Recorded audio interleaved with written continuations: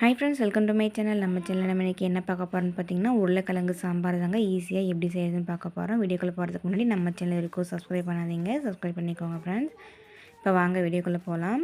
இப்போ ஒரு பாத்திரத்தில் குழம்பு வைக்க தேவையான அளவுக்கு ஒரு பாத்திரம் எடுத்துக்கோங்க. அதில் எண்ணெய், கடுகு இதெல்லாம் சேர்த்துட்டு பொரிஞ்சதுக்கப்புறமா ஒரு பெரிய வெங்காயம், ஒரு கொத்து கருவேப்பிலை, 3 பச்சை மிளகாய் கீரி அது கூட சேர்த்துக்கலாங்க. இப்போ இது எல்லாத்தையும் நம்ம எண்ணெயிலே நல்லா வதக்கி விட்டுடலாம், நல்லா வேகட்டும்.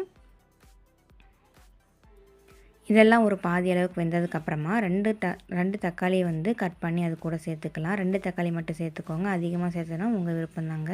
இந்த அளவு நமக்கு கரெக்டாக இருக்கும். தக்காளி எல்லாம் சேர்த்துட்டு நல்லா இந்த மாதிரி கலந்து விட்டுடலாம். இப்போ தேவையான அளவுக்கு உப்பு சேர்த்துக்கலாங்க.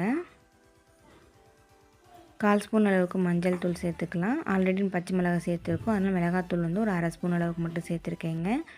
குழம்பு மிளகாத்தூள் 2 ஸ்பூன் அளவுக்கு சேர்த்துட்டு, தனியாத்தூள் 1/2 ஸ்பூன் அளவுக்கு சேர்த்துருக்கேங்க. இப்போ இந்த மசாலாவில் எண்ணெயிலேயே நம்ம விட்டோம்னா கறிகிற, அதனால் கொஞ்சமாக தண்ணி சேர்த்துக்கலாம். உருளைக்கிழங்கு நல்லா வேக வச்சுட்டு தோல்லாம் எடுத்துட்டு கை விட்டு நல்லா பிசைஞ்சு எடுத்து வச்சுருக்கேங்க. அதையும் நம்ம இது கூடவே சேர்த்துக்கலாம்.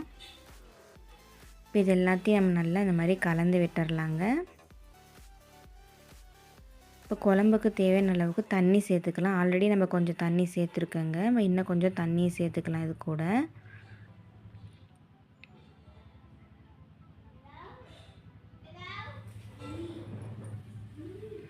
இப்போ தண்ணி சேர்த்துட்டு நல்லா குழம்பு ஒரு பக்கம் கொதிக்கிட்டுங்க. இப்போ 1/2 மூடி தேங்காய், ஒரு முழு பூண்டு நல்லா தோலில் உரிக்காமல் சேர்த்துருக்கேன், 1 ஸ்பூன் அளவுக்கு சோம்பு சேர்த்து நல்லா பேஸ்ட் மாதிரி அரைச்சி எடுத்துகிட்டு வந்துட்டேங்க. இப்போ அந்த தேங்காய் விழுதி நம்ம குழம்புலேயே சேர்த்துக்கலாம். இப்போ குழம்பு நல்லாவே நமக்கு கொதிக்க ஆரம்பிச்சிருச்சு பாருங்கள்.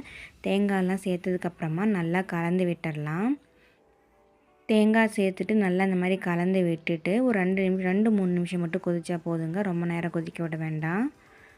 கொதிக்க விட்டு இறக்கணுன்னா சூப்பரான உருளைக்கிழங்கு குழம்பு தயாருங்க. இப்போ பாருங்கள், குழம்பெல்லாம் கொதித்து சூப்பராக நமக்கு தயாராகிடுச்சு. மல்லித்தலை தூவி நம்ம குழம்பு இறக்கிட்டோம்னா சூப்பரான உருளைக்கிழங்கு குழம்பு தயாருங்க. நீங்களும் உங்கள் வீட்டில் இது மாதிரி ட்ரை பண்ணி பாருங்கள். தேங்க்யூ.